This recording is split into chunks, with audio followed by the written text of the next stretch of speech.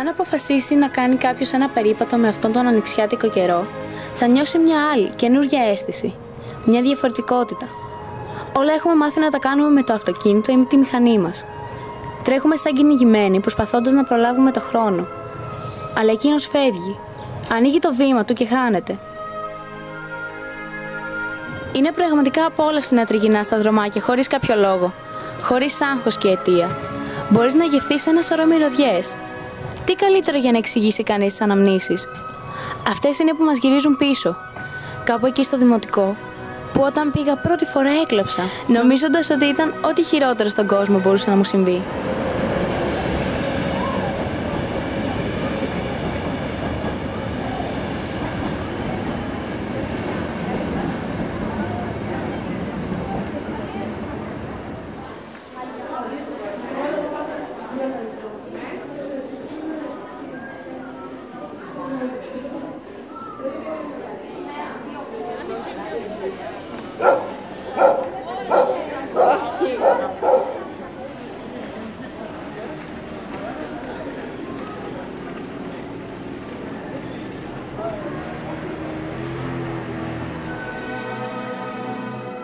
Αναμνήσεις. Είναι πολύ μικρές μέσα στο τεράστιο κόσμο που ζούμε.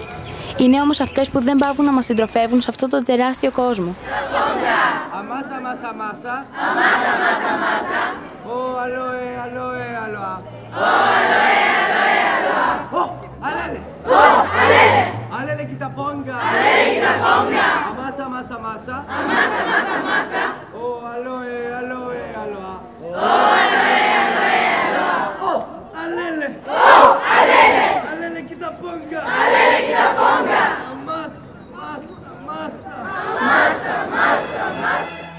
Είχαμε πάει εκδρομή στο Μουσείο Βορέ μαζί με την κυρία Πρεβιδουράκη και χορέψαμε Harlem Shake στην αυλή του μουσείου. Την Πρωταπριλιά, την ώρα των μαθηματικών, χορέψαμε μέσα στην τάξη τα παπάκια. Πέρυσι στις εξετάσεις πηγαίναμε στο πάρκο δίπλα από το σχολείο και πίναμε milkshake. Παίζαμε χαρτιά μέσα στην τάξη.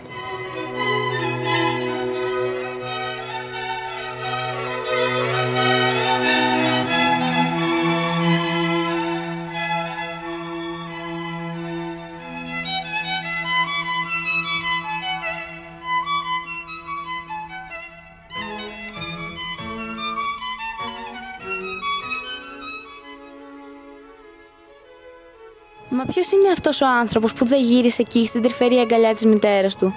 Εκεί στη μικρή γειτονιά, στους φίλους του αναμνήσεις. Μυρίζω, αφουγκράζομαι, γεύομαι, κοιτώ, αισθάνομαι. Οι αναμνήσεις ξυπνάνε με ένα τραγούδι, με μια λέξη, με ένα αεράκι, με μια σκιά στον τοίχο, μια φωτογραφία, με μια μικρή σκηνή που εξελίσσεται στο απέναντι πεζοδρόμιο. Ξεκινάνε πάντα με δισταγμό, ανακαλούνται από μόνος τους στη μνήμη μας. Τελειώνουν με ένα δάκρυ, δάκρυ χαράς ή λύπης. Με ένα χαμόγελο πικρό, μα και γλυκό. Νύχτες και μέρες στολισμένες με αναμνήσεις. Ταξίδια δίχως τέλος. Περίμενε. Σκοτάδι, φως.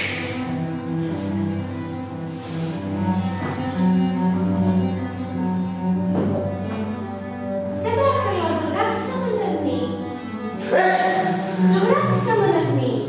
Ποιος σου είπα εσύ? Από πού ξεφύγωσες? Ζωγράφισα με νερνή. Και μετά. Μα... δεν ξέρω τίποτα.